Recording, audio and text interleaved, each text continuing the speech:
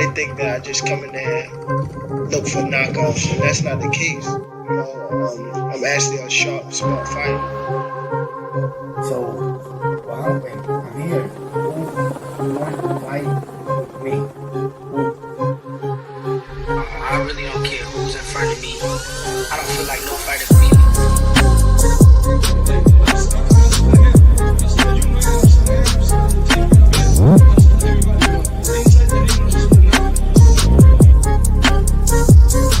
My goal is to demolish everybody, to be honest. Everybody that's in my way. The pinnacle to any weight division is to have all the belts, all of the titles.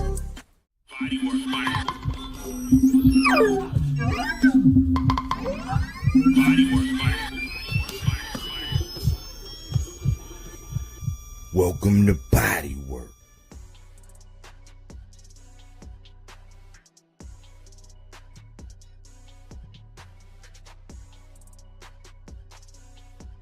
Welcome back.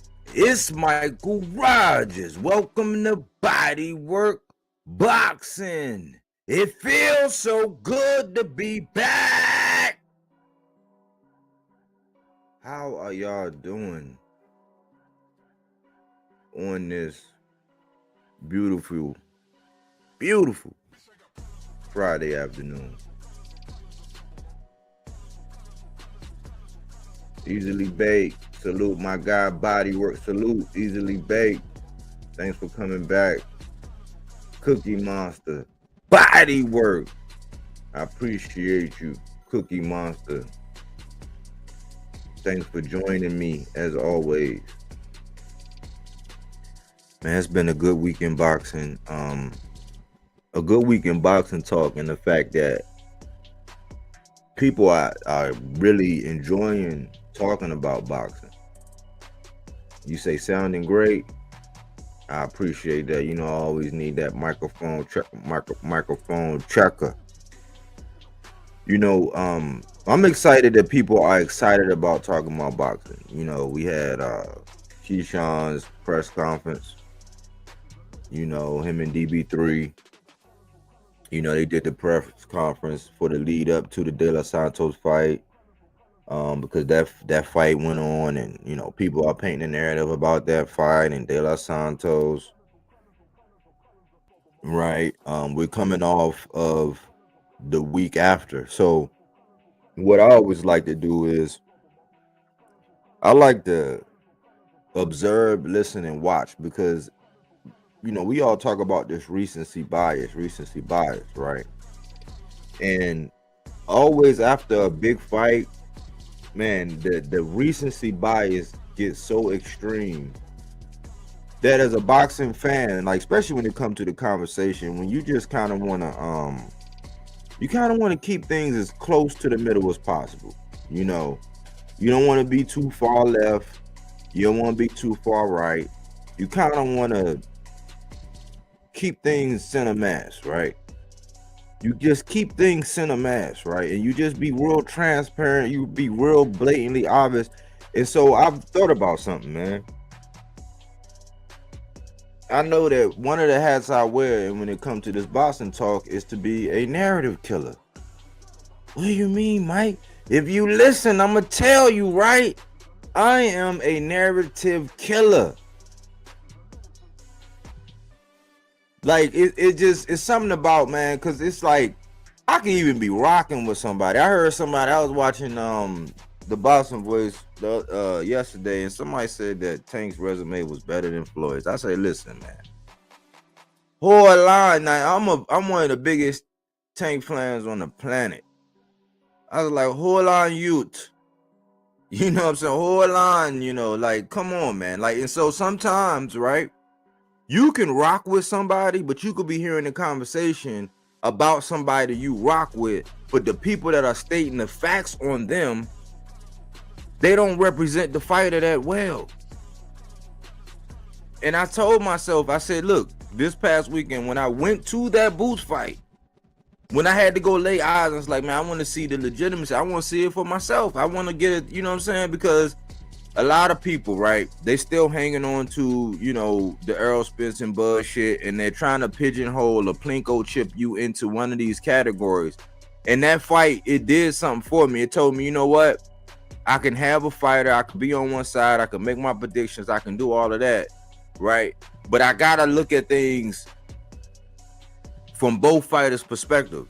I gotta be bold enough to represent both fighters on both levels. So, Boots, it was in Atlantic City. It was only 2 hours and 23 minutes for me to drive up there to New Jersey.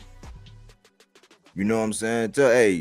Tell like Martin say, hey, babe, put your stuff on. You know, I might take you out to get you a little bite to eat or something. You know, I was like, hey, babe, you know what I'm saying? When I seen the tickets online, you know, a minute ago, I was like, babe, would you be willing? Because I was talking to the fellas. I was like, I was trying to do it, but nobody really, you know, it was like, no, I didn't really get too much. I ain't really get too much back when I was trying to go. So I was like, babe, would you be willing to go? She was like, yeah. So I was like, all right, let's go. So that was my quest to show that, hey, look, man, I was a diehard, I still am a diehard Errol Spence fan, right? But going forward, I have to do my due diligence. I have to look at these guys circumspectly. I have to try to do my leg work to try to be a part. So you can't say, like, if I bought tickets to your fight, if I go see you, if I have to put gas in the car, get a hotel, you know, catch an Uber, spend money for food, spend money for tickets, you know what I'm saying? Like, spend money on concessions. Like, I'm supporting you. I'm doing more than just lip service, because that's one of the knocks on me as a creator. Like, oh man, he don't be boots on the ground and this and this and that. The last fight before that was when Tank was in the Royal Farms Arena, when Tank fought I think that was Ricardo Nunez. That was the last time I had actually been in a fight, in a fight. You know, so I was like, man, let me do my due diligence. Let me go see. And I said, yeah, his fan base is real. Like, yeah, I got to see him in person. He legit. Like, he, you know what I'm saying? Like, yeah, he solidified himself. I gave him his right of passage, right?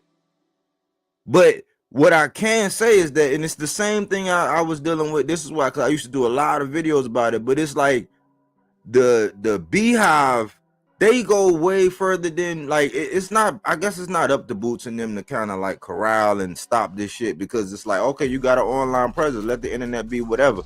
But I know it gets back to them. I know it does, but they got people out here to push these things, and because people like the people's character or personality, they push the shit like way too far. Way too far. Like, people will spend hours online, like, every day, talking about the same shit, rehearsing the same dumbass lies over and over again. Why? Because they need their bills paid. They need the super chats. They need the cash. Like, and it's like, it's crazy because I'm not in that situation. I do this shit because I love it. And it's the same thing. Like, it's like, man, people can't look at, they can't look at Boots and Brian Norman. They can't separate the two without, that's why I'm on this shit now. Is like, can you defend your favorite fighter or legitimize your favorite fighter in conversation without putting down another one? Like, without shitting on another one. Like, can you do it? If you can't do it, you have no point. You have no point. So, check this out. Before I even get into my little thing, man, my little spiel, man, let me check this out, man. Because this is important, y'all. This is important.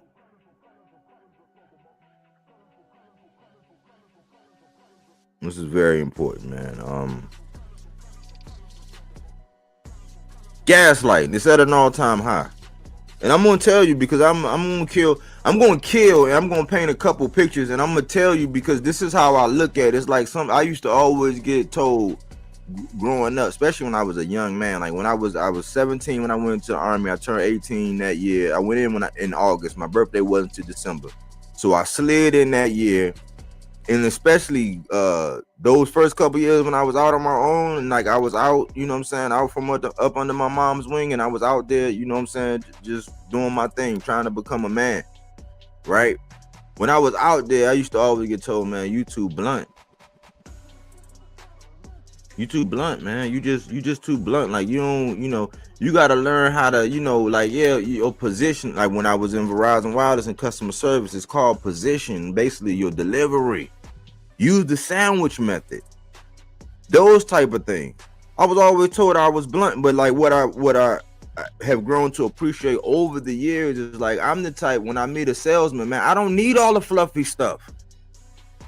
Yeah, I like the customer service. I like the etiquette of it. I like the, the firm handshake, the looking directly in the eyes, the the little pellet, how was your day? Yeah, man, it's raining. What's up with this weather? The little shit talking. Yeah. But for the most part, I want the meat and potatoes. I don't need all the fluffy stuff. And it's a lot of people in New York in those kind of areas and stuff like that they don't need all of that. It's nice. And then when you go down south, Southern hospitality in places where they have it, it's like, wow, people actually really like real Southern hospitality. Real Southern. That's appreciated. But I've always been a blunt individual, and the older I get, the more I appreciate people just being blunt. Man, stop doing all this fluffy shit online. To appease who? That's why I gotta go over this all the time when it comes down to it. Gaslighting. It's at an all-time high. Eggs done went back down, but gaslighting is still going up, just like gas prices, even though they fluctuate too. But gaslighting is still going up and up and up. Manipulate someone using psychological methods into questioning their own sanity or powers of reasoning.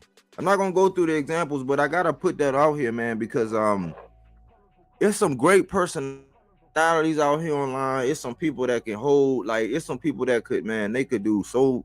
They have a lot of impact online, man, but they will not use their powers, A, to tell the truth, B, to stop being politicians, C, to stop all the bullshit, because they're taking us boxing fans, especially the sheeple, the people who won't take 5 minutes to sit down and really analyze the shit that they be saying. They won't use their powers for good. They just won't. So what I've been seeing and hearing is like, it's a bunch of narratives, man. It's like, so now all of a sudden, because people are clamoring for Boots to go to, like, he might, like, okay, you legitimize, you stamp, you solid, right? Because they'll tell you in one breath that the Normans in them is ducking, right? So, okay. So that takes them off the table, right? Then they're leaking out this stuff. I hope it's bullshit. I swear I hope it's bullshit about this Spence and Barrio. That's why I ain't even want to acknowledge that shit. I'm like, man, I hope it's not true. But if Barrio's tied up and Norman tied up, right, where does that leave Boots? That was my question. His twin, salute, body work, salute everybody. Where does that leave Boots? It's like you legitimize now. I know you said you wanted undisputed, right? Which is kind of crazy. Because he said he wanted undisputed and everybody just, it's a great migration because people are picking between whether they want to go with Boots or whether they want to go with Norman. I like them both for two different reasons. So everybody's trying to pick, everybody's shooting their azimuth and, pulling out their roadmap, and they trying to figure, all right, so how do we get from over here where we at to over there?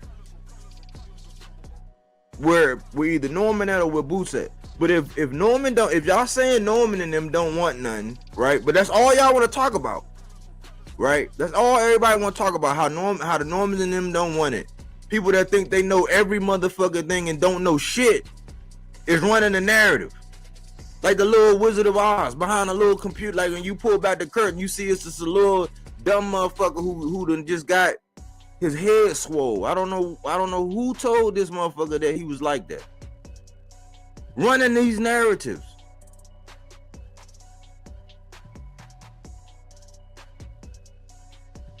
If they tied up, would that leave for Boots?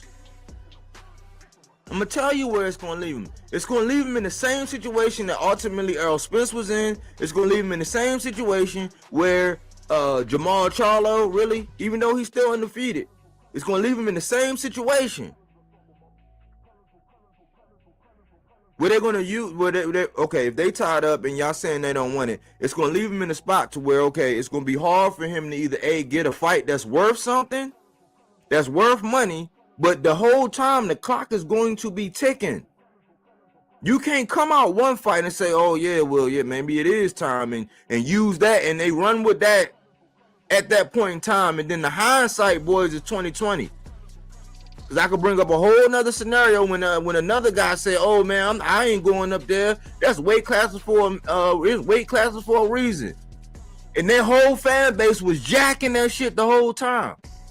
Only for this dude to come around, and because it's the biggest fight, or because they seen what happened with Mel, and when they seen with all these other guys, now that he said, oh yeah, I'm this and that. Or if you take the narrative that Bill Haney said that he put the battery in his back, now it's okay. But it wasn't but you was agreeing with him before when he was saying his weight class for a reason. Why would I go up there and fight him? But now that he changed his mind, you change your mind. That's called flip-flopping. So after the last fight, when Boots said, yeah, maybe it is, man. Maybe, yeah, I am, listen, man, it is. And then, then the other thing was I didn't get up for this guy. So the same crucifixion that T.O. be saying when it's like, when you say he fight to the level of his competition, or you don't, you know what I'm saying? It's like, so in the present moment after the last fight, everybody was rocking with that shit that Boots said. Maybe I am getting too big. And he's a big dude. I sat there and listened to an interview by Boxing Voice, one of the best interviews. That's one of the best things I like about TVB, when they be doing them interviews and asking them questions and getting down. You know what I'm saying? That's like the best part of it. That's why I salute him as probably the hardest working man in boxing. I don't agree with a lot of the narrative making and all that other shit. I'm gonna digress from that, but I like that part. I just sat here and listened to Richards and Hitchens talk about how big Boots was. I saw him with my own eyes.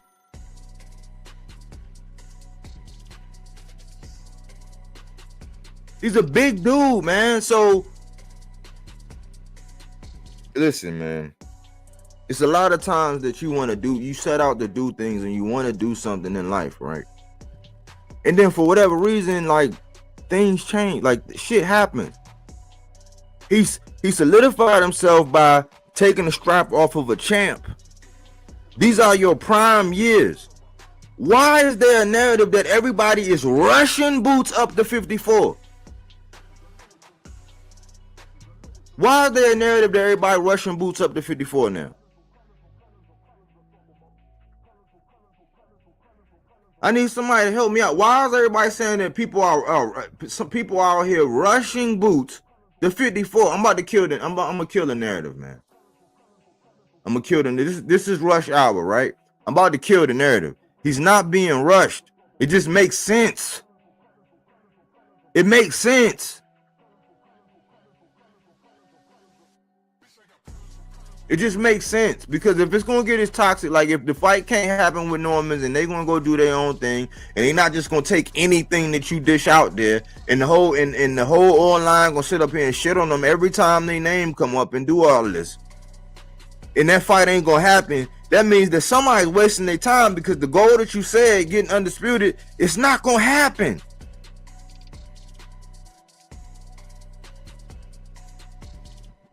Now I'm saying that's Boots' career, and I applaud him for wanting to do it, and I understand. But if you go down that road and you try to do it and they wait, because now it's like, oh, they just gonna wait him out. Okay, so why are you even bringing up the fact that they're gonna wait him out? Because everybody knows he's on the clock as far as being at 47. Everybody knows that.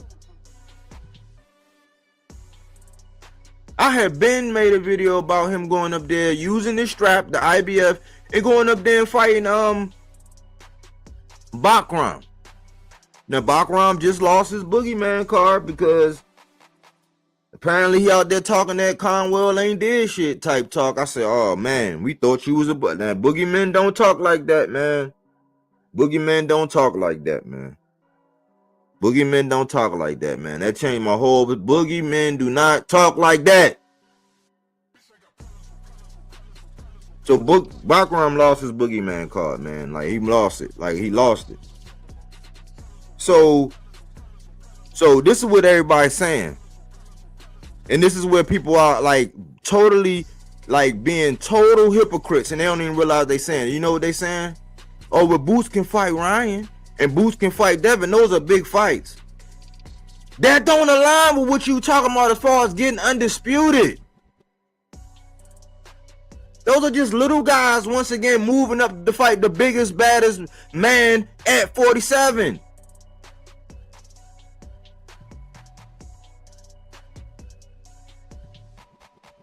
That's all that is, man. Like, do you like people, and then you got Devin and them talk. I just seen an interview with Devin.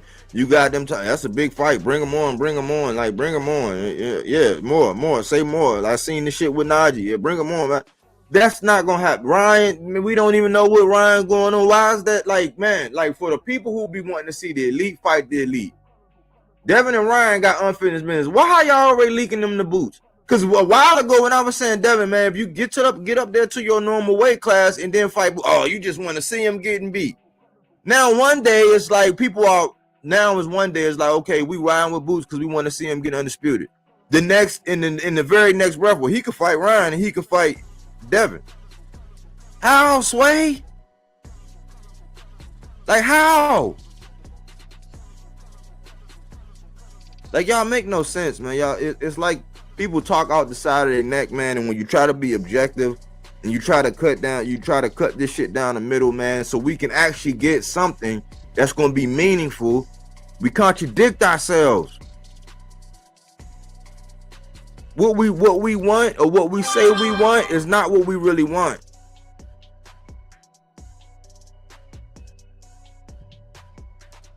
So I was thinking about it. I was like, okay, so listen, man, because this wasn't me trying to pick between whether I like Boots or whether I like Norman. I told you I like both. I like Atlanta. I like Philly. Sports-wise, sports teams, all that, I like Philly. That's always been my team. Atlanta was my second home. I understand both very well. So I'm looking at it like, man, we got two young gunners and all this and all that, right? So I was analyzing everything. And it's a real boogeyman out here. It's a real boogeyman. His moniker is Bad News. But the only thing I keep hearing is that he keep getting the bad news. And the shit that people really should be talking about, they don't talk about. But I'm going to talk about it. One, he got a fight. He got a fight coming. He getting ready to fight.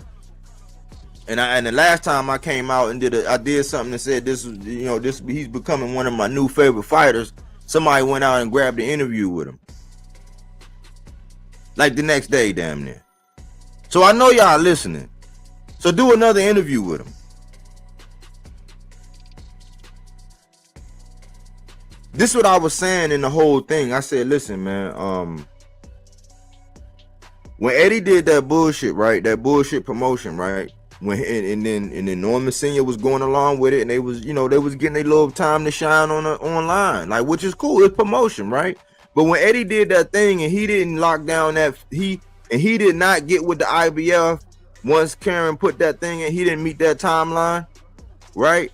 And so that Boots was locked in. He was locked in with having to fight Karen.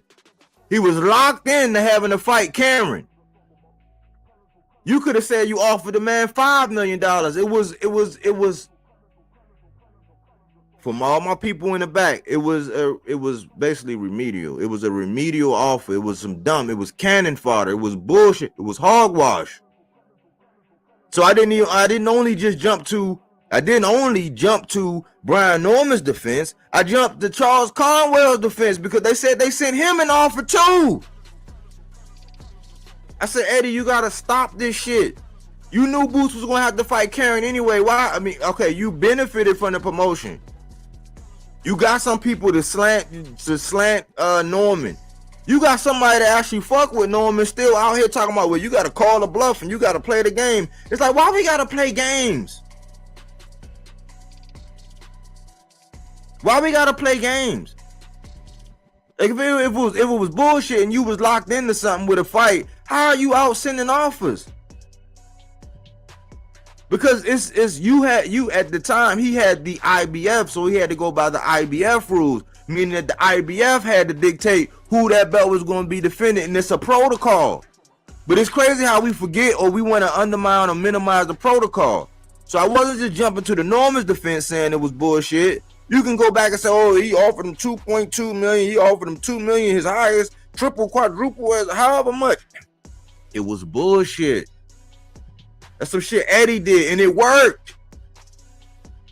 But I said, man, listen, man, we can't have it like that, because you can't get Norman and them slandered on some bullshit, and also get Conwell slandered on some bullshit for some felonious offers. Felonious. But people are still stuck, right? People who do shows every day, all day, they still stuck on that bullshit. They don't never address it. They'll spend 3 hours online talking. They don't ever address that part. Why? Because it's not conducive to them making money off the shit. They gotta play both sides all day, every day, and then right close to the fight or after the fight, they gotta come out like, yeah, I knew he was gonna win, man. I knew he was gonna stop such and such. What I call? I think I called it in the 9th round. Shut your dumb ass up. Hindsight is 20/20 with these dudes online, but nobody want to talk about the real shit. The real shit is, you know what? One person is being urged. One person is being urged to go to 54. Why? Because that's where your superstar, that's where all your big mega fights are. Because if you run around talking about Norman ain't that good and he ain't did this and do all that, that means that's an easy fight for you. So if you go in there and stop him, are they going to give you credit for him? You got to be careful how you talk about it now. We seen Barrios' last performance, right? They using the whole ring resume thing, and he shared the ring with blah, blah, blah. He didn't beat Tank. He didn't beat Thurman. Yeah, he shared the ring with him, and he got a title. You know what they going to say? You was the biggest, baddest thing at 147. So one person is not being urged. Why? Because in stature and size, everybody know how big you are. Everybody know how talented you are. They asking you to go to 7 pounds where you probably feel more comfortable. Where some names up there to where your killing spree, like part 2 of your real killing spree, can go on. So one is being urged. He's not being rushed. But this is rush hour. I'm about to tell y'all what's really being rushed. I'm about to show y'all who's really being rushed and what the real play is and what everybody won't talk about. Everybody's urging Boots to go ahead and go because why? Virgil is still there. He just got there. Virgil and Imantas Stanyanis are going to get it going. You already stamped your legacy, dog. So all that narrative about you never took a strap from a champion, you already nixed that. You already unified. You already killed the whole shit that they be riding Tank for as far as never being unified. You killed that shit already. That narrative is done. You're going to stay at 47 too long. They're going to drag it out, or Eddie going to have to cough up, at least enough cheese. Like, since you gave up money for Stanyanis, which was a PR nightmare, should have never said that. Because now it look like now it look like, oh, the black man want too much money, and you ain't worth all that, because who was you and what you done? Okay, so if you do that, who was you and what have you done, even though he got one of them Infinity Stones, you're not going to get as much credit for beating him right now anyway. You in the catch-22, dog. And you don't realize it. But it's all these names. It's Bakram just came on and said, what did Conwell do? Bakram is right there. That's Apollo Creed versus Ivan Drago all over again. I been did the video on it. Why not? But it's okay for these guys like T.O. to come up and fight you. It's okay for Ryan and Devin and them to come up and fight you. It was okay for Lipinets to come up and fight you. But when we say, all right, well, go ahead and go to 54. You got the size, you got the skills. You already solidified your legacy. Why not go to 54? Why y'all rushing Boots? Who's rushing Boots?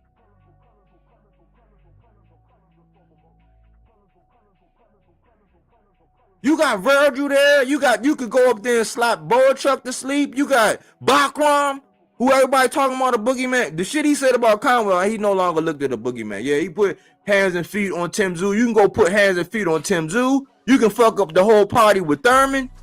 You can get busy at 54 with every fight from now on. It's gonna be, you ain't got to worry about it. You can be right there already slapping people to sleep. So if Bud decide after the Canelo, if he ain't gonna do whatever and he gonna come back down, they can't use that excuse. Well, you still at 50, you still at 47. He ain't coming down there, and then the whole world, that's gonna be his first fight up. Go up there and, man, you can put hands and feet all over Jesus Ramos. You got Bakram. You got Fundora. You got so many names that come with pay. They come with pay. You got Jamel, my guy, getting ready to take it back over. Get back in, get in the mix at 54. You got, hold on, who is this guy on the? You got Bad News. If you sent them an offer, I mean that if Eddie sent the offer, which was some bullshit, I just went over that. I just killed the narrative.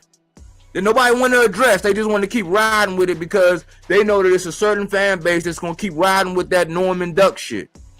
Well, I guess you got a whole nother fan base that's going to be trying to say, oh, well, Conwell got offered a fight. It was bullshit. You got Bad News there. You got Bad News right there. But guess what? That's really bad news. That's really bad news. Because don't nobody want to fight that dude. And when I say perception versus reality, on them shorts, Boots got Mr. Catch a Body. That's the perception. But in reality, Bad News was the one who really caught a body.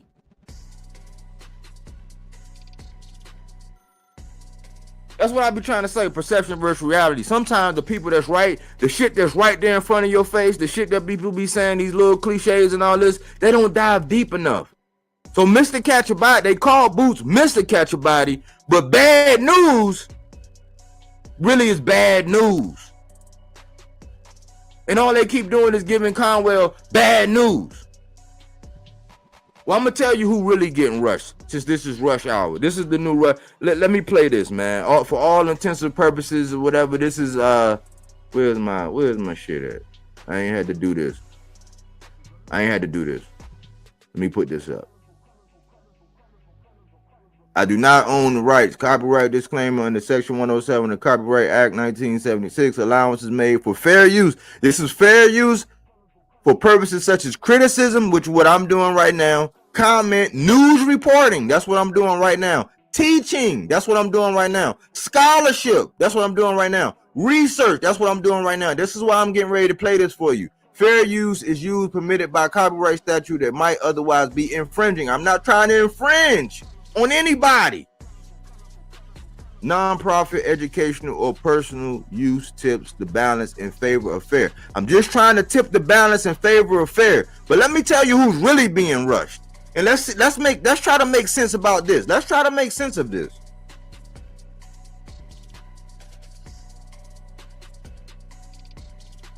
Let's try to make sense of this. One of the best fighters at 154. What does the future hold for him with the win on Saturday? Yeah, look, with Charles Conwell, it's a tough fight he has in front of him. Charles Conwell has his hands full, but we obviously believe in him 1,000%. Him winning this Saturday will put him in line for any world champion out there at 160. At what? At what? Him winning Saturday will put him in line for any champion at what? Hold on, y'all. Hold on. I don't think y'all heard that.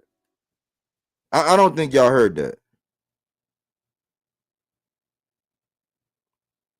Listen. One of your other fighters on the undercard here is Charles Conwell, one of the best fighters at 154. What does the future hold for him with the win on Saturday? Yeah, look, with Charles Conwell, it's a tough fight he has in front of him. Charles Conwell has his hands full, but we obviously believe in him 1,000%. Him winning this Saturday will put him in line for any world champion out there at 160. He is ready. At 160.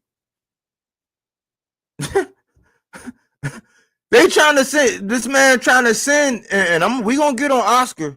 Oh yeah, we gonna get on Oscar. We gonna get on Oscar. But the dude Oscar just said at 160.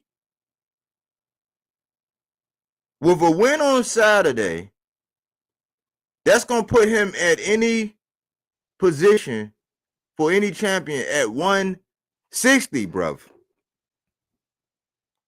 160, bruv. He's determined. He's back.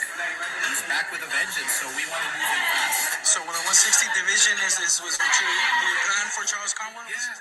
I mean, I don't know if he can be 54 or 60, but you can tell him yourself. Yeah. But yeah, we're gonna move him fast. I have big plans for him. Charles Conwell is one of the fighters that is special and he, that is what that sound like? You ever interrogated somebody? You ever interrogated somebody?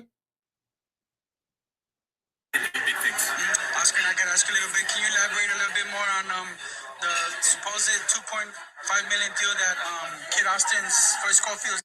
I don't want to get into that bullshit. He's Just listen to this shit, man. We gotta somebody gotta talk to me. With the win on Saturday. Yeah, look, with Charles Conwell, Oh, it's a tough fight he has in front of him. Charles Conwell nah, hold on. needs more respect. Needs, just the way we treat men's boxing, we should treat women's boxing because they come out and fight hard. One of your other fighters on the undercard here is Charles Conwell, one of the best fighters at 154. What does the future hold for him with the win on Saturday? Yeah, look, with Charles Conwell, it's a tough fight he has in front of him. Charles Conwell has his hands full, but we obviously believe in him 1,000%. Him winning this Saturday will put him in line for any world champion out there at 160. He is ready. He's determined. He's back. He's back with a vengeance. So we want to move him fast. So with a 160 division was what your plan for Charles Conwell? Yeah. I mean, I don't know if he can be 54 or 60, but you can tell him yourself. Yeah. But yeah, we're gonna move him fast. I have big plans for him. Charles Conwell is one of the fighters that is special and he can do big things. Oscar, I gotta ask you a little bit. Can you elaborate a little bit more on Yo, am I out here? I'm out here by myself, man. I'm out here by myself, man, because this makes no. So who's being rushed? And let's dive into Oscar because there's a history of this, and I hear a lot of people. I told y'all it was a caste system in boxing. I heard a lot of people.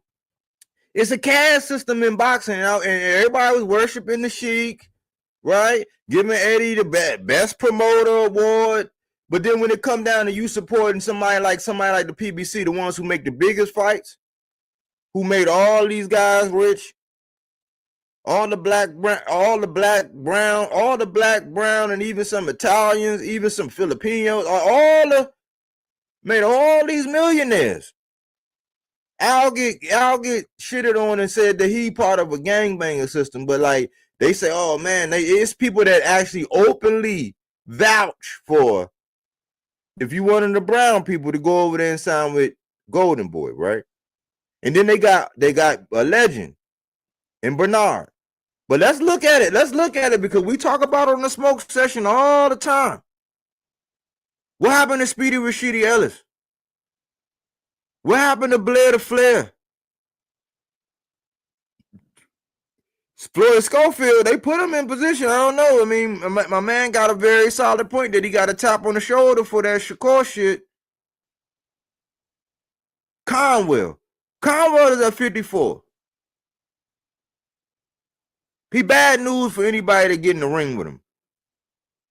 Defense, Teflon Don, patience, power. He got everything. The biggest knock they say is like when he get when he get on interviews and stuff like that, he might seem a little shy or whatever. But I don't think he is. I just think that that's not his thing. He just want to get in the ring and do his thing. I think that's what it is. But with the right promoter, like the way Boots was when Eddie was talking all for him, the way Devin was when Eddie was doing all that and his father was doing all that, you can kind of camouflage some of that. And to a certain extent, we don't really, we like to know the personalities and all that, but to a certain extent, we just want to see you active and in the ring. But let's talk about the real reason why.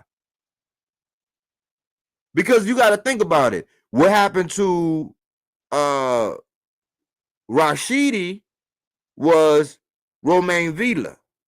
Even though Speedy Rashidi won, it's just Villa came on strong at the end. It was the judge's preference. A lot of people still had Rashidi winning that fight. That was going to be the fight. If he would have won that, it would have been him and Boots. We would have got Rashidi and Boots, allegedly. But when it came down to Rashidi, it was Romain Villa that was taking precedence.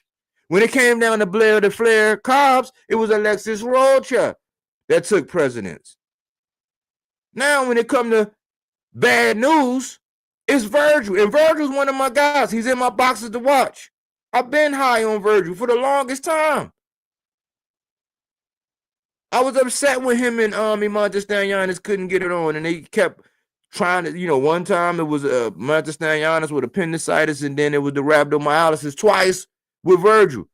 Virgil's in my introduction. He's the piranha in my boxes to watch. When he smelled blood, it's a wrap. But that's the elephant in the room. But why everybody want to sit down and shit on Al because get done foul with Al? Why everybody talking about this? Why they don't be talking about the shit that Oscar be doing? Why don't nobody ever point out the elephant in the room? Do you realize Lamont Roach started off with them? It's countless other guys that look like Conwell. They get put on the shelf or shelf. Like, what did they do? It seems like they put him up on the shelf and they tucked him away. It's like, I'd say this happens in football all the time. If you got a roster and you got all the receivers, like Pittsburgh was always known for drafting good receivers, you got all these receivers. But it's a chance that you don't want that receiver that you know is the shit. You just deep, you got loyalty, contract, the business, the GM saying, listen, we got to play this guy because he's going to hit the cap. You know this other guy he'll tear your ass up if he was on the other side of the field. So what you do? You keep him. Why? So let's just say we talking about the Steelers, right? The Steelers will keep him so the Ravens can't get him. Y'all don't be seeing these plays? Y'all don't be seeing these plays? And then they get taken care of because we can, listen. Even though Virgil, my guy, I think that dude, Boychuk, and I have no loyalty, I have no ties for Boychuk, no control over what he do. Virgil, my guy, but I think Boychuk won. Speedy Rashidi was one of my guys. He didn't fight, but I think Speedy Rashidi edged that fight. But what happened? They got lost and they got dropped. They got a loss and they got dropped. They got shelved. What was going on with Conwell all this time? You got, listen, when it comes down to perception versus reality, we got a guy that calls himself Mr. Catch a Body, and then you got a guy who actually caught one. And he active. He got his mind right. He back in the game. People want to see more and more of him. Every time you bring him up, people light up. I'm just one of them guys where if I don't hear nothing about you, I just can't pull shit out my ass like these other creators. Just pull out some narrative or just grab hold of some stinky ass narrative and just ride that out. No, this is perception versus reality type conversation. But what y'all think happened? Why people don't be getting on for Oscar for the crazy shit that he do? Blair the Flair, every time Blair the Flair got momentum, Blair the Flair, went out there and did what he did to Maurice Hooker. They shelved him. And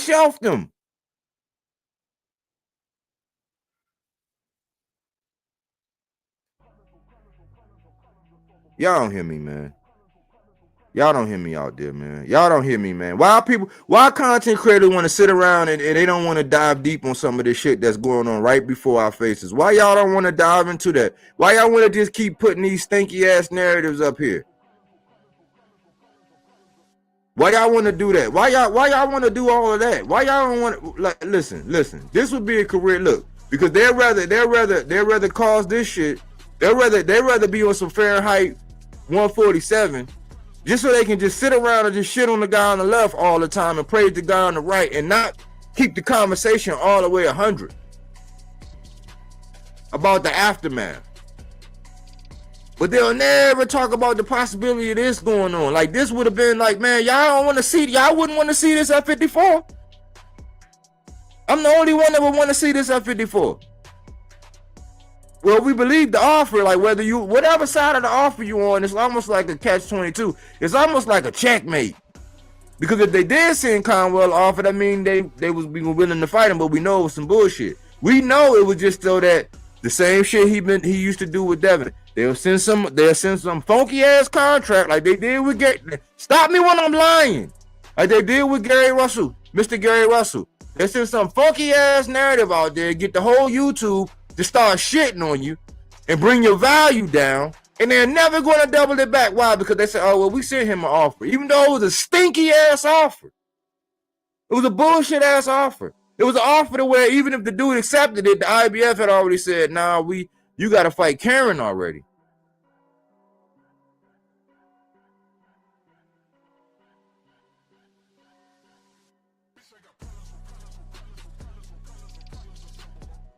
And then people gotta get out here and tell you 1,000 times, no, I don't really think it was no duck. Ain't nobody saying it was no ducking. Like, let's just stop. Let's not say ducking conversation. Let's not even bring up no duck, no geese, none of that. No mallards.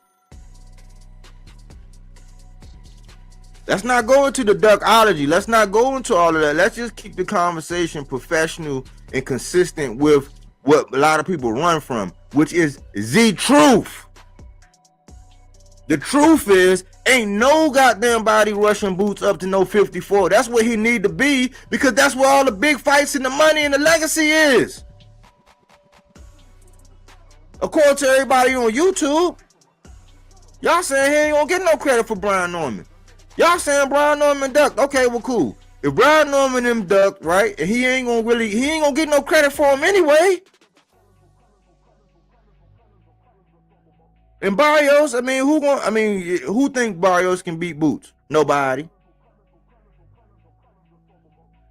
But everybody, but in one breath, Boots want to be undisputed, but in the same breath, in the same conversation, in the same live, in the same debate, oh man, he got Ryan and that's not gonna lead to undisputed.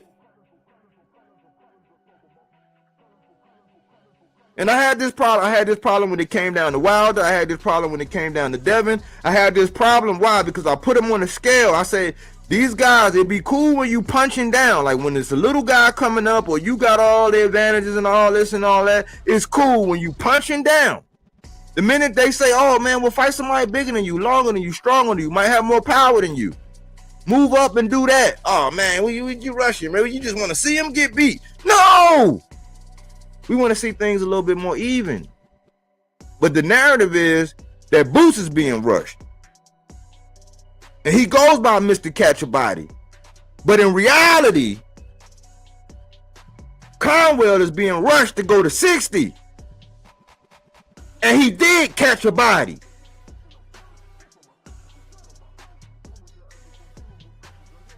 We just see boxing different, man. Like me, I'll support a guy. I'll spend my money. I'll go see him fight. So I'll do shit like that. I'll spend my time to do the research and look at everything. And I ain't no genius, right? But I had to talk.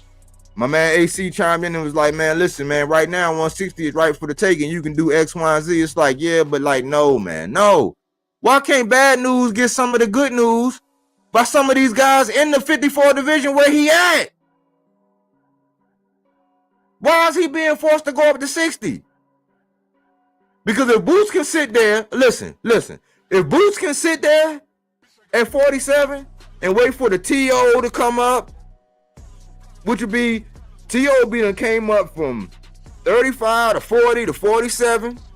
Devin Beaton came up from 35 to 40 to either a catch weight or 47. If all these guys can come up and come up and come up, we talking about multiple divisions to get there. Like to where when they fight Boots, that's going to be their third division up there. So if he can sit on the perch at 47 and wait for all these little guys to come up, what's wrong when he already the same size or bigger than the guys that fight at the weight class above? Why can't nobody ask that question without being called a hater? So my thing is, okay, well, why can't Bad News just sit there at 54 and keep knocking shit out at 54? Keep beating the shit out of everybody at 54. Why he gotta go up to 160? Why can't he touch Virgil? Why can't him and Virgil fight? Why can't he get a ball truck fight? Oh, you ain't got no money for that. Why can't he mix it up with Jesus Ramos and them? Lubin, Tim Zoo, Keith Thurman. Why he gotta go to 60? Ain't nobody saying he being rushed. It's because of the narrative, man. The people who run boxing talk, man, a lot of times they be full of shit, man. Well, this is your laxative. This is your laxative.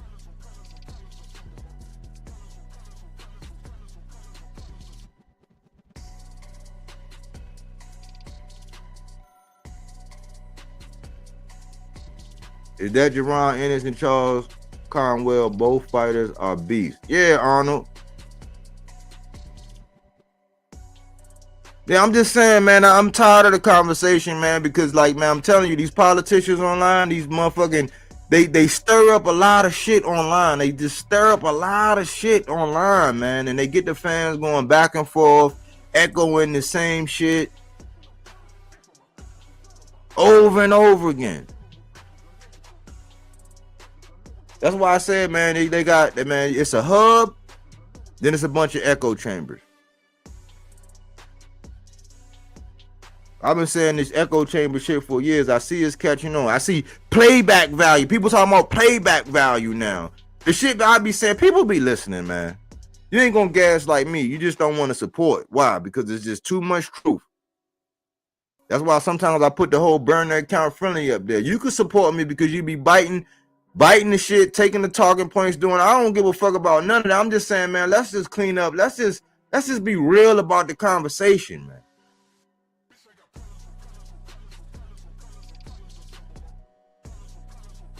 Look at this. Nazir Jones, salute. I think Conwell could beat everyone at 54, even Crawford.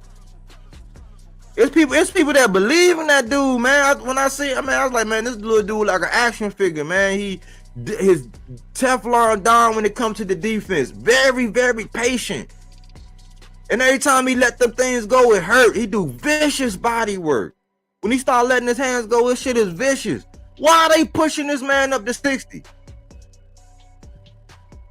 Why Oscar don't gotta feel no heat for this? Why he don't get no heat for this? Yeah, 160 you might think, yeah, it's right for the taking and this and that, but like, why ain't no budget for this man? Why ain't no budget for this man to do nothing?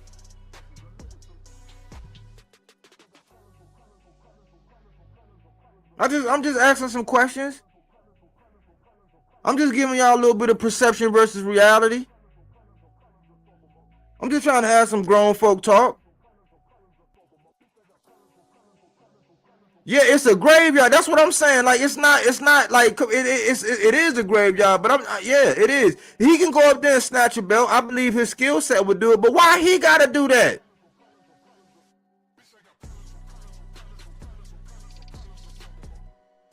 They got him listed at 5'9". I don't know about that, man. I don't know how tall he is. I gotta do it, but I don't know if he that tall, man. But they got him listed. They got his dimension. Now they say he got a 70-inch arm reach.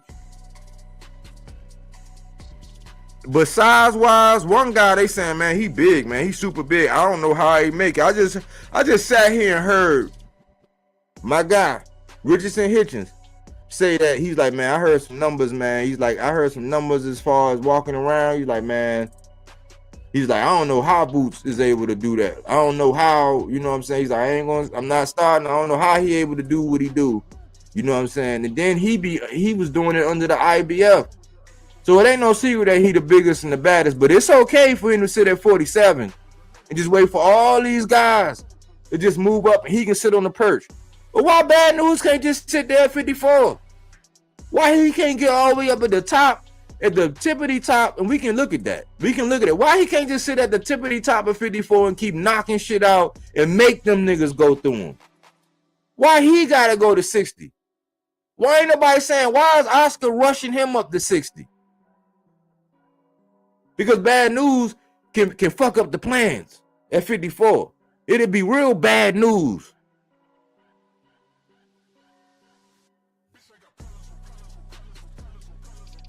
I will be watching our boy Charles Conwell live tomorrow at the Wavefront Arena. Salute African royalty, man. Salute. Hey, the man ever get in distance where I can actually go see him, I'm going to go see him, man. The guys that I like and I want to see, I'm going to go see him, man. I'm going to try to see all these guys. I'm even thinking about going down to see this De Los Santos and Keyshawn fight. I really am, man. I'm contemplating on doing it, man. I just seen Boots. I'm gonna go if I ever get in range of Conway. I ain't gonna even say if I ever. They line this man up with the right fight. I'm gonna make arrangements to go see the dude fight, man. We gotta support these guys and we gotta start speaking the truth, man. You gotta start speaking the truth. Don't be getting ran by these politicians, man. I don't know what they campaigning for. They campaigning for to do the flip-flop all the way up until the fight, and then based on the result, they gonna come back and say, I told you so, I told you, and then ride that shit out for like 3, 4, 5, 6, 7, 8, 9 years. So they can be right or part of a winning team or part of feeling like they accomplished some shit. They doing it now. You got people not even wanting to keep it a buck on Shakur, like you got them not wanting to keep it a buck on Shakur and his actions lately. And yeah, he came out and apologized, which was like one of the first refreshing signs. Like, yeah, man, that was the mature thing to do. Okay, cool. But they want a politic between Tank and Shakur. They want a politic between Bud and Canelo. 1 minute, oh man, I think Bud. And one next minute, oh, I think Canelo. It's politics, man. And it's all to just keep the audience always there. It's like, man, but they're not giving you no fruits and veggies. But this is fruits and veggies, not that Reggie. That fact-based content, not opinion-based. I have perception versus reality conversation. Because I notice a lot of people be getting online, man. They just be talking, man. They just be talking. It take like 5 minutes to figure out what you talking about. But they be so passionate until you do that body work on their ass, and then they be like, oh, I never thought about, oh no, oh yeah, oh okay, I thought, yeah. No, yeah, because you thought, you didn't research, you didn't fact check the information.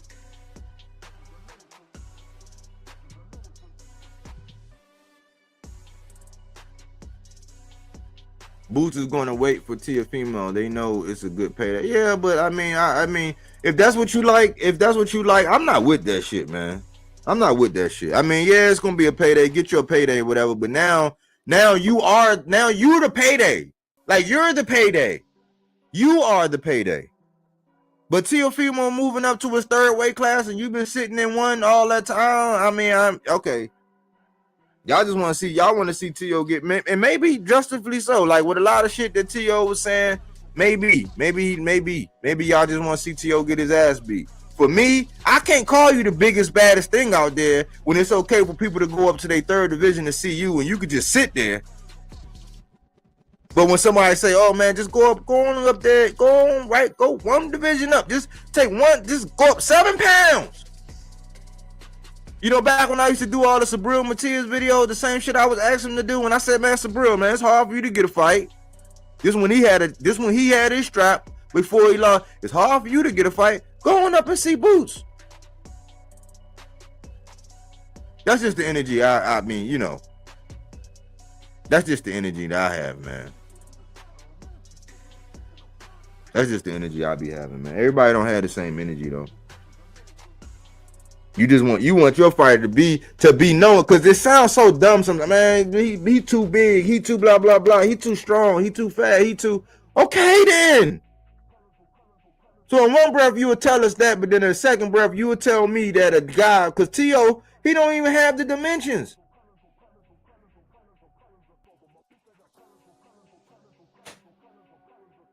If somebody like Sandor Martin can exploit the fact that T.O. don't know how to get in the front door the right way. He don't know how to enter the front door or exit the front door unless he fix some shit. He don't know how to get into the front door or out of the front door. And we can notice a significant difference in his power from 35 to 40. But y'all want to send him up there to go get slaughtered by Boots and then proclaim that Boots is the baddest man on the planet. It's like, no, I give him credit. He's a bad man, but I can't because we ain't seen him against nobody his size. I stamp him for the shit he did to Stanionis. He stopped his ass. A dude that's supposed to be durable. You get all the credit for that. But this narrative, I just killed this narrative. I just killed it, man. I killed the narrative. I'm a narrative killer, man. I just killed the narrative that the man is being rushed to 54. No, Conwell is being rushed to 60. I wonder why. Because he's bad news for a lot of people at 54. Bad news. If I was Conwell, I wouldn't even be doing it, man. I wouldn't even be doing it. Because then Oscar said, well, we don't know if he can go. We don't know if he can make 54 or 60. Conwell dimensions, he look like he good. He look like as long as he, unless it's something I don't know. I ain't never heard nothing about he ain't fighting under no IBF and all. I don't know, man. I ain't heard nothing about no missing weight and all that. I don't know. We can look at it. Man, Sandor dropped that man twice, man. I'm not gonna argue with you. Your opinion is your opinion. But Sandor Martin he outboxed him and dropped him, and I'm a T.O. fan, so don't get it twisted. I don't like that shit he did. I don't like that race talk he was doing and all that. So I'm one of the biggest. I was defending T.O. for years. So I'm just an objective fan. I'm not here to argue with nobody about who you thought won and who whatever. I'm not here to do that. Cause a lot of times that don't mean shit. It's just your opinion versus mine. I think if you can see that somebody like Sandor Martin, they talking about Arnold Barbosa going to exploit T.O. I don't believe it. So I'm not that high on Barbosa. Barbosa just got hands and feet 2 fights ago. He just washed Ramirez, who Devin get ready to fight. But the fight before that, Sean McCombs put hands and feet all on that man and he got robbed. But if you taller, longer, stronger, faster, bigger, all that, you know what I'm saying, and it's okay for you to sit up on the perch and just knock all the shit out of everybody that's coming up and moving up. You say Norman ain't worth, you saying Norman ain't good, it's like, okay, all right, well, they pull up the article, the people that write the articles and the people that come up with all of the media, they're not gonna give you credit for it anyway. So I don't know how you hating on somebody. I don't know how you're rushing somebody to do something that they already should be doing now. What you gotta prove to these dudes at 47? Because even when you beat somebody and you get all the belts, depending on who you are, they ain't gonna give you credit for it. You gotta actually remind people that Jermell Charlo got all them belts at 54. Why? Because they were so infatuated with what Bud had did and what Devin had did. Why? Because of the fan bases and the people that they got and all the narrative that they created about the Charlos. You gotta remind people that Charlo had all them belts at 54. You know what they gonna say when Boots get that? Especially with the way he talking about the Normans. With the way everybody talking about Barrios, you know what they're gonna say? Oh well, he in the division with weak champions or whatever. And then people, oh, you just want to discredit the man? No, it's like, no, listen, man, it's bigger fish to fry. That's actually more like you might be bigger than some of them bigger fish to fry at a division higher than you. It's just like Devin. Devin Ben had bigger fish to fry, even though he might be a little bigger than the guys that was in the division above him, hence 40. But everybody was just happy on him beating on Loman, like going to the body on Loman or little old Loman and all that. But then then when Tank tried to fight him, oh man, Loman, he's old and he's blah. It's like people like who they like, but they don't like to cite the truth. Devin should have been at welterweight. He should have been at welterweight. T.O. don't need to be at no welter. T.O. once he get older, like T.O. don't need to go nowhere. T.O. is at, I think, man, he could go to 47, right? But he shouldn't go in he shouldn't go there no time soon. Cokie. Salute body work. Salute chat. That's what I'm saying. So I'm like, why are they rushing Conwell up to 60? And then saying that people are rushing Boots if they say, all right, man, shit, Boots, go to 54 and start slapping niggas to sleep. Oh, why you wanna rush Boots? He say he want to be undisputed. Okay, well, didn't you say Norman and them ducking? Yeah, Norman and them ducking. Didn't you say Barrios is tied up? Yeah, Barrios tied up. Well, who are you gonna fight? Well, you got Ryan and you got Devin. They not gonna lead to undisputed.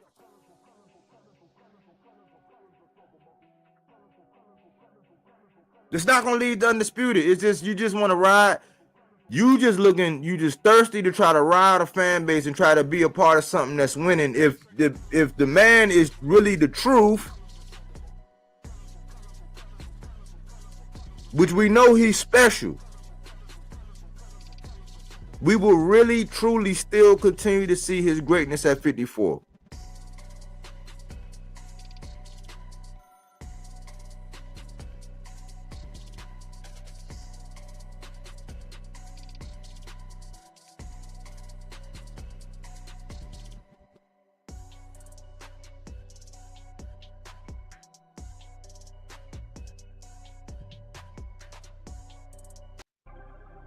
I'm trying to figure out, man, did anybody catch me saying anything that that was false?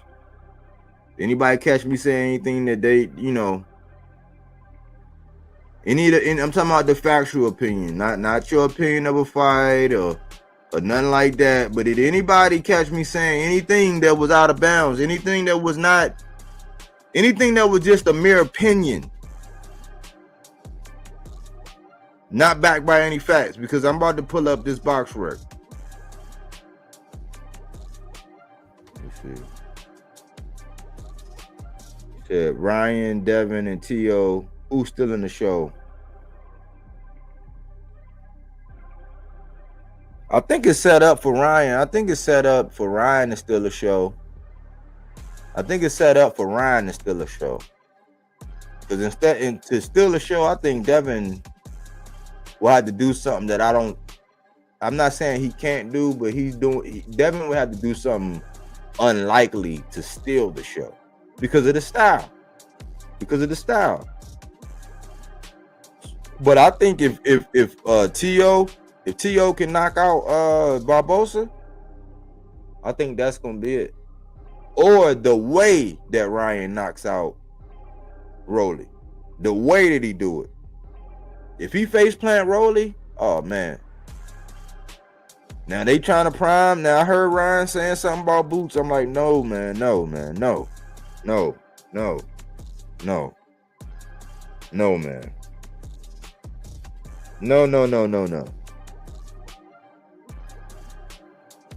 No. Not coming back, not after all that. You got unfinished business with Devin. Devin got unfinished business, but they keep trying to latch all this stuff on the Boots, and Boots is supposed to sit up there being the biggest, baddest, and just wait for people to come up. I don't agree with that, man. Because you can't have it both ways. You can't say you the biggest, baddest, and everybody just moving up, and you just man, you punching down, man. I caught a lot of flack when I was saying it was Wilder was doing the same shit when somebody was all them little dudes that he was fighting during that time. It's not, you can't say I'm not saying it's easy to do.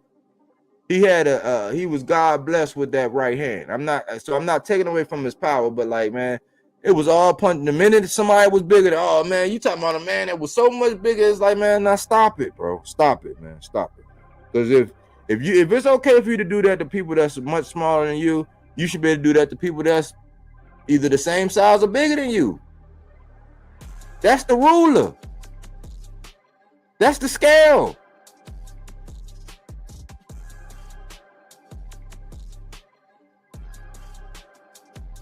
Ryan T.O. Haney all just want to ride the limo of attention. They're enjoying. Yeah, that's true.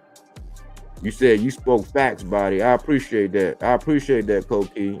People be thinking, I don't know, man. So listening to people in these conversations, it be kind of wild out here. People turning on Turk now. Yeah, I'm like the hindsight people. I heard somebody say Trojan horse today, Koki. That's how I know they be listening. They ain't gonna give me no credit, but when my terminology start getting out there, like playback value, echo chambers, I heard Trojan horse today. Man. I've been saying what it was. I've been calling it what it was, man. My terminology getting out there, man. So I know people be listening. It's just like they don't want to donate to the chat. They don't want to donate. They just come and borrow and then subconsciously use. I seen the thumbnail. I've been saying the man was a Trojan horse.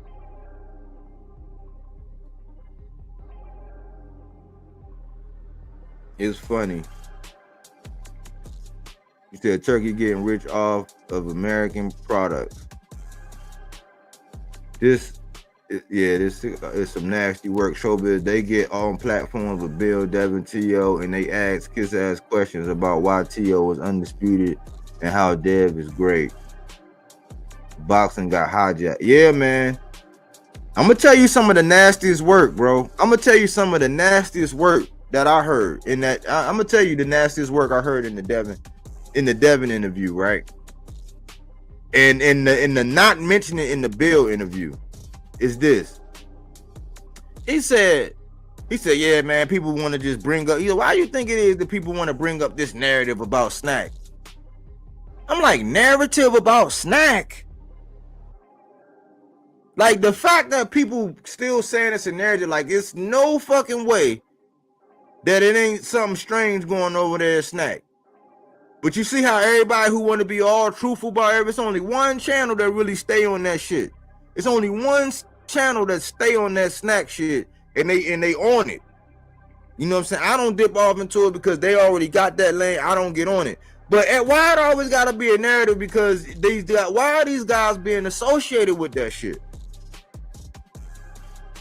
Why do you need it? If you've been doing so well all your whole career, and then you need to go do that. And there's a couple fighters that's in my boxes to watch, a couple fighters that I fuck with, but I say, hey man, I can't be doing too much content on them, man, because hey, I do got a question. Why you gotta be affiliated with somebody like that? Like, is this like it's not an honest question? In the sport, like where somebody like Charles Conwell off the natural can deliver some bad news.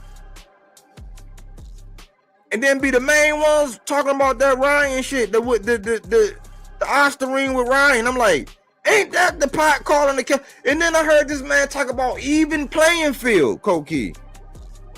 Did you hear this man talking about even playing field, Koki? I said even playing field. Devin, you talking about an even playing field, brother? Come on, son. Come on, son. Come on. Then you talking about even playing field with all that shit that Regis said after the fight, how, all the stuff that came out after the fight. That Regis said. It was a rehydration. It was a whole bunch of stuff that like, man, like in the hydration rule, he broke that. The athletic committee let him go with that. You talking about an even playing field, Dev? Somebody who could look because Dev was looking, I ain't gonna lie. People be talking about how Boots look like drained and all that, because I was saying, dang, he do look kind of drained. He do kind of his eyes be popping out. Like, he do be looking kind of weird early on in the week. But Devin used to look worse than that. And then balloon up that much, and the man tried to say that he just ate, or what'd he say? And man, it's just, that's not my lane. But why is it always a narrative when somebody throw a snack? Why? Because your favorite fighter is all on it and use it and do all this. So you don't want to open up that. You just want to say a man can't change his way. Yeah, a man can change his ways. But tell me this. Put this in the chat. If Bernie Madoff, right? If Bernie Madoff gets out of jail, right? And you find out he working with Bank of America and your money over there, or you find out he working with Wells Fargo and your money over there. Are you still gonna be Are you still gonna be banking with Wells Fargo? Are you still gonna be banking with Bank of America? If Bernie Madoff, he come out and he's the CEO of a Bank of America, a Wells Fargo, a M&T Bank, you see what I'm saying, Cokie? Are you gonna be banking with that? Are you gonna do business with them?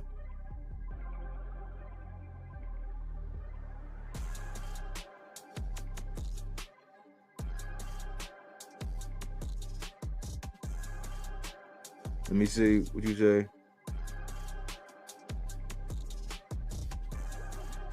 Yeah, you said made a whole. You said you literally been saying. I literally been saying. I heard them say it, man. That's why I say they won't fuck with me. They won't donate to the channel. They won't be like, oh man, that man be cooking. You might not agree with everything, and because I'm not part of the He-Man Women Haters Society or whatever you want to call it, whatever club. I'm not part of the Little Rascals Club. I ain't get my membership card punched. You can't rock with me, but you just like taking my points. Using the information, using the terminology. Aha, Deb is delusional about snack. He wears content, has nothing suspicious. There's nothing suspicious about working with them. There's absolutely nothing. Okay. Devin was on snack in the Prograde fight. How did he magically knock down Prograde when he hadn't had a KO in 6 years, man? And Prograde want to talk about it. But I'm thinking if he come out and say something, man, I don't know, man. Like the way Devin, I think it's gonna be riding on Devin and what he do in this fight. But Regis, he gonna do a tell-all. I see Regis one of my guys too. He like to read books. He been doing, he been investing. He been, he had to deal with climbing from all the way back from the mud, having to regroup after the Josh Taylor loss and having to climb his way back up. But he gonna do a tell-all. Regis gonna do a tell-all one of these days. He gonna do a tell-all and spill the beans, man. And we really gonna, but he already been doing it. It's not conducive to your narrative or your audience to put the shit out because you want to be in favor. You don't want to offend nothing. You don't want people didn't. Hey, Cokie, let me ask you something. Did you see that bag work that Devin was doing? Did you see that bag work? Did you see him doing that? Did you see that open workout when Devin was hitting that bag, bro? Yeah, I heard that even playing field when Devin abused 25. Yeah. Loma was 142 when he fought Dev, I think.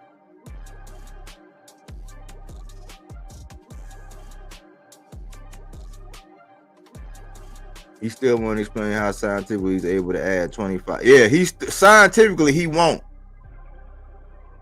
Cokie, it's a water pill. It's a water pill.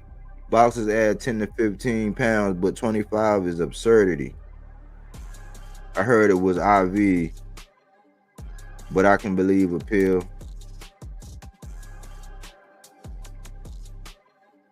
Dev made weight by a pill. Damn. Ben Frank. That's Herrera in your PFP, right?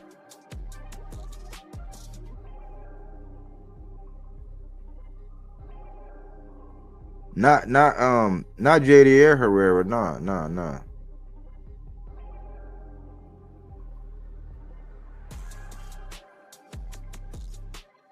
Oh, you saying you talking to Cokie. My bad.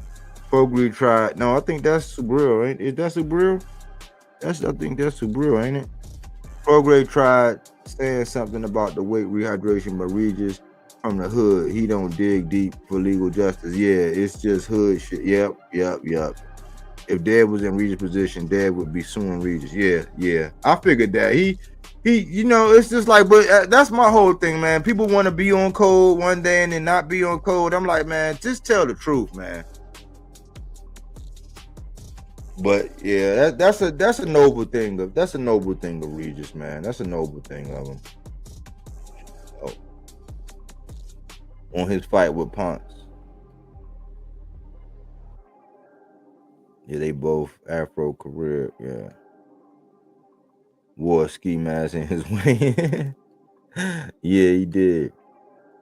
But yeah, man, I wanted to cook, man. My man, I sent my guy the link, man. He might be busy. But he think that it's not well, let me do something real quick, because I don't wanna leave y'all without anything, man. Let me see.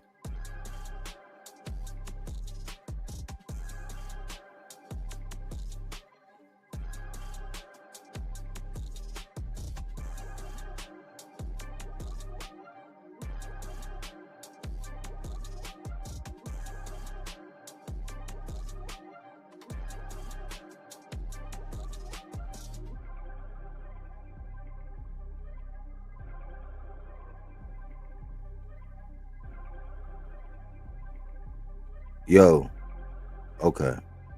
Yo. All right. All right. You know, stream y'all be doing me bad, man. But this is bad news, man. This is the bad news. The good news is bad news is fighting tomorrow, man.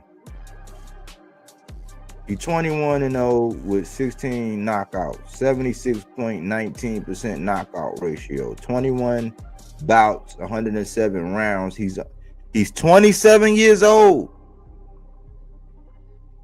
He's 27 years old.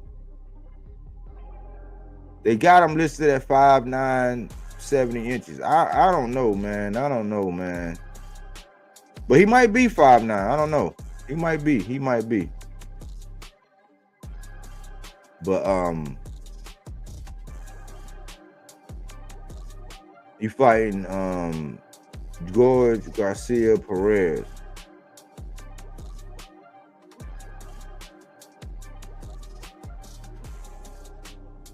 (32-4). He ain't never been knocked out. This dude ain't never been stopped. 32 wins, 26 knockouts. He got an 81.25% knockout. He's 28 years old, 6 feet, orthodox, 36 bouts, 172 rounds.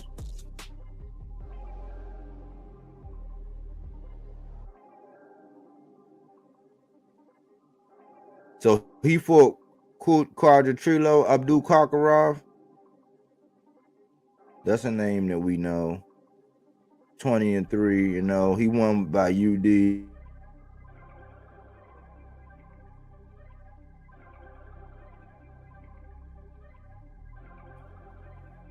Day Mike Michelle Williams.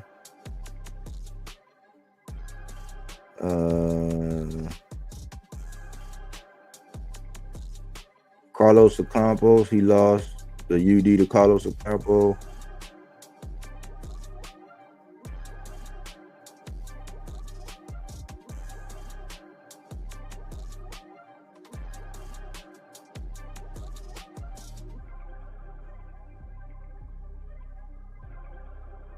He looked dangerous.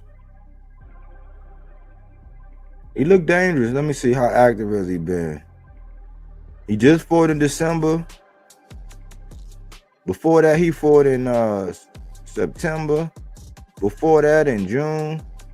Before that, in February.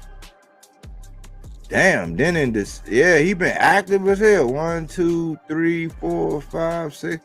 Yeah, this dude been active.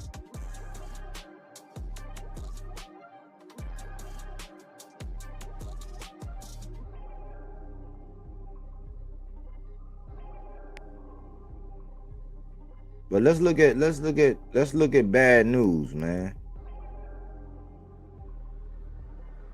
Emerging is one of my favorite guys, man. I hope they don't do him right. I take a liker to the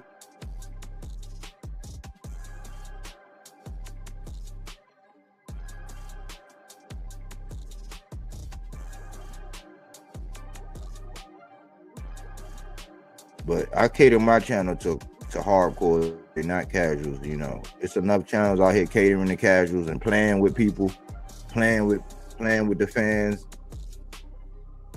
treating the fans like stock.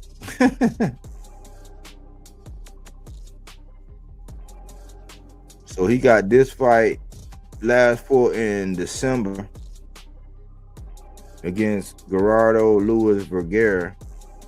20-0. He stopped this man in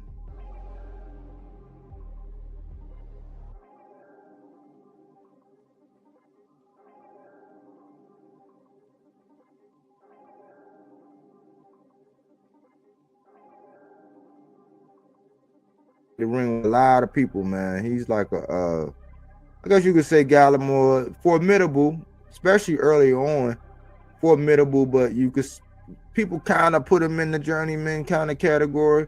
Juan Carlos Abreu, majority decision.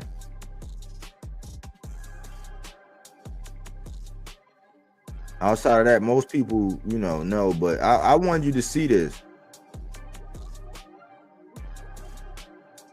That's him, man. 5'9" with a 70-inch reach. Charles Albert Sean Conwell, man. Get familiar, man. And look.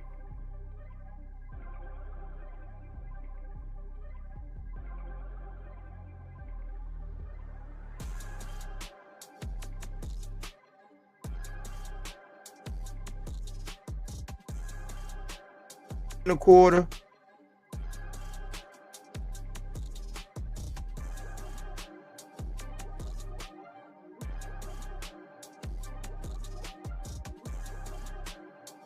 $154, $155,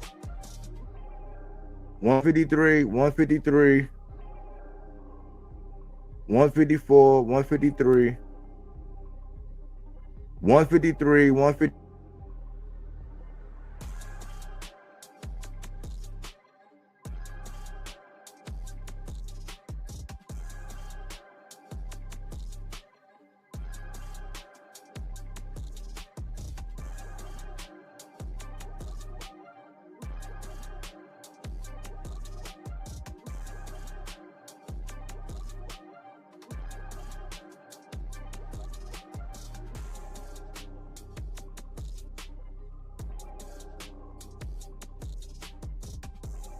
Nothing there that says the man had trouble with making no weight and he need to move up. Yeah, it might be opportunity at 60, yeah, but I'm trying to figure out why he's being rushed.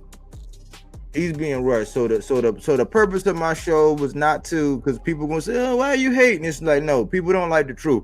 I understand the truth is the new hate now. You start saying too much truth, they're gonna say, oh, why are you hating? This the truth. The truth is Boots ain't being rushed to 54. He's being urged, or they're making a suggestion. The reality is Conwell is being rushed to 160. The perception is Boots goes by Mr. Catch a Body. Charles Conwell actually caught one.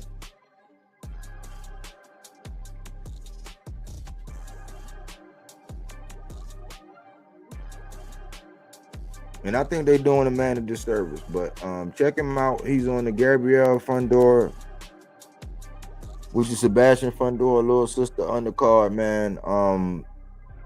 Nasty work, man. I hope I hear something about why people don't talk about Oscar and the nasty work he do with people who look like Charles Conwell over there, man.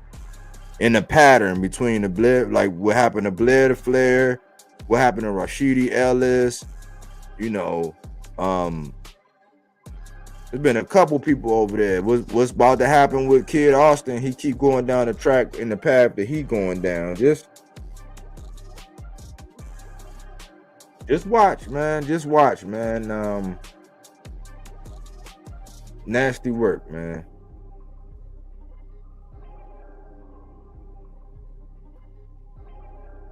Bro, Boots need to move up to 147. The weight hurts. I'm trying to tell you, man. I was trying to say it, man, but oh,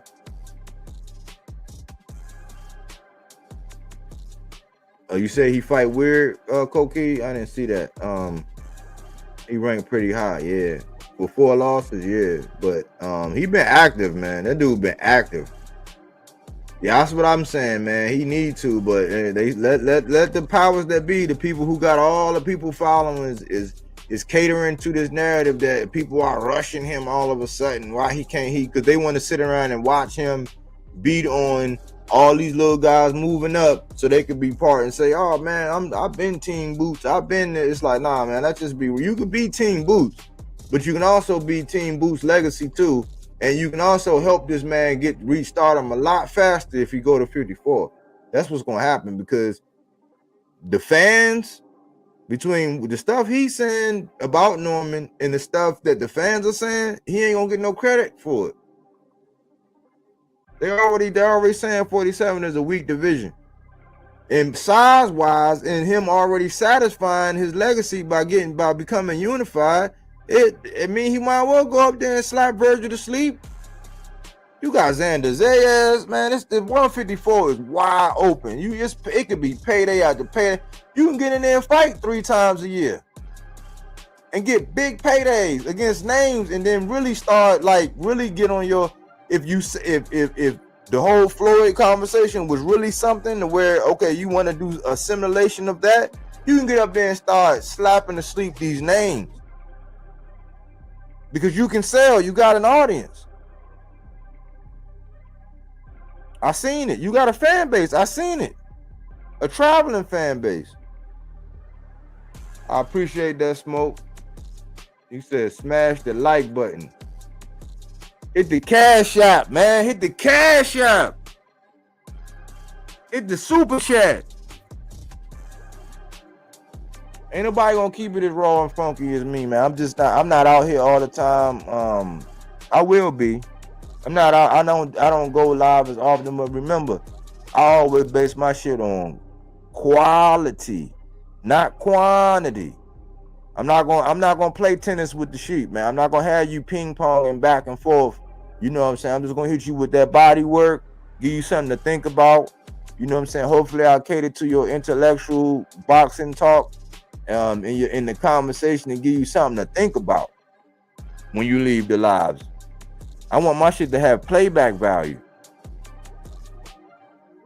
Yeah, I know. Sabril caught one. I used to talk about that, and they dismiss him and discount. I'm like, all right, well, get in there and see what, you know what I'm saying? Who you got?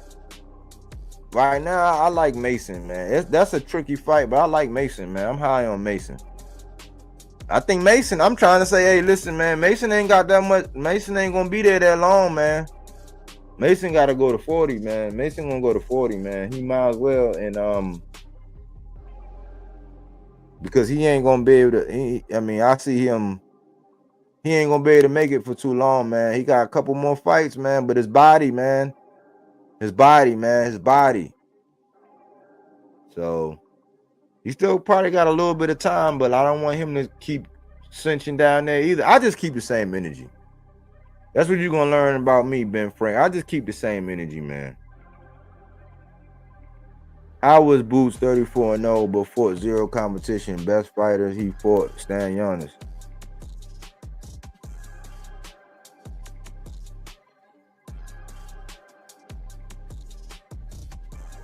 Yeah, I don't know, man. Some people question if that was the best, man. I gotta give him credit for Stan Giannis because I thought Stan Giannis was durable. You know, I thought Stan Giannis was talking that shit, doing some gamesmanship. But he really meant he was gonna go in there and try to have some gaudy war with Boots. That shit surprised me. Looking at that shit, I was like, hold on, Stan Giannis, you was really serious? You was trying to go in there and pull it. What you trying to go in there and do what Devin did with Ryan when he said he was gonna go in there and stand in front, like just come forward and just like really, you really gonna do that?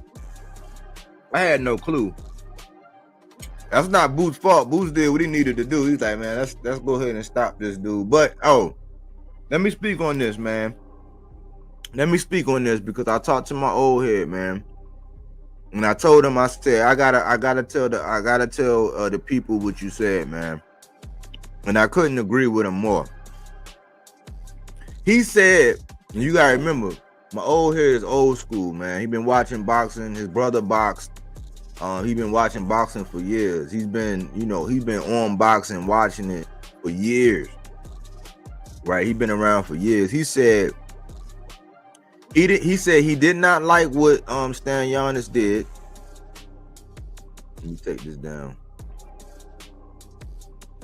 He said he did not like what Stan Giannis, how they handled it. He said, listen, when you are a champion He said you have to go out there and defend it. Cause I was saying, man, I was saying how it's probably about to be over. I was like, Boots was probably about to knock him out in that next round. He's like, yeah. He said, but what they should have done, he said his corner should have told him, like, look, I'm gonna let you go out here this last time. Like, when you go out there this last time, if you start getting hit and hurt, I'm going to throw in the towel. He said, but for him to retire on the stool like that, he said that was a bad look. He's like, he expected more of him defending as a champion. You know what I'm saying? He didn't take away from what Boots did. Because Boots did what he was supposed to do. He put them hands and feet on him. You know what I'm saying? He didn't take away from that. But he said, you know, his corner should have gave him the benefit of going back out there. And if it continued to go like it was with Boots, you know, it should have just seen the towel come in and stop it. Not to retire on the stool. He don't believe in that retiring on the stool as a champion. And I said I couldn't agree more. Excellent point. I couldn't agree more. On the case of Stan Giannis, you know what I'm saying? As a champion going to defend your stuff, it's like, yeah, you can have the mentality going on your shield, but you don't retire on the stool, man. You do not retire on the stool.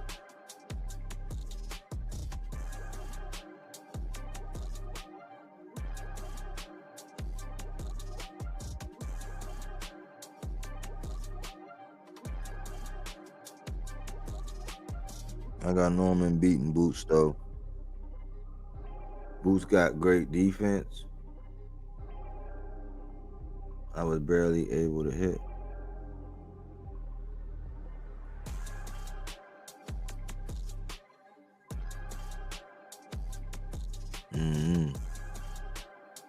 But man, that's just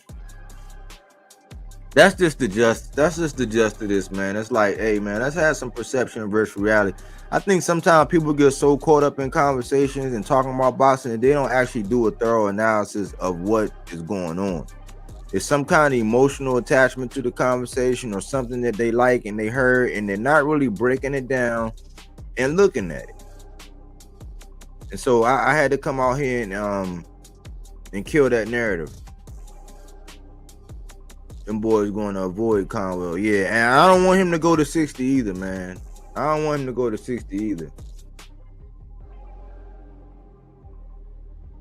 You know, I was going to pull up Boots' resume, but I ain't even going to do all of that. Because just by this message alone, people going to think I'm hating. It's like, no, I'm putting something on your mind. This is Fruits and Veggies, not that Reggie.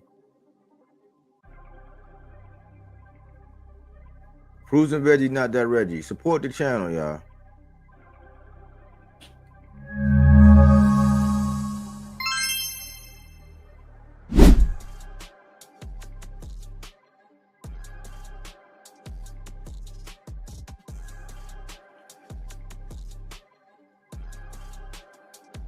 But hopefully, at least you got something to think about, man. At least you got something to think about.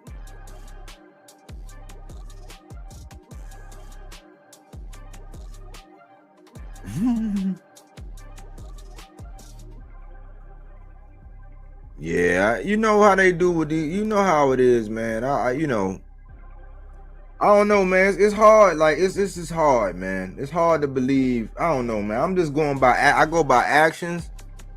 I go by actions, and I go by what's blatantly obvious sometimes. Like some things, some of the shit that's blatant. Like that's why they be saying hiding in plain sight.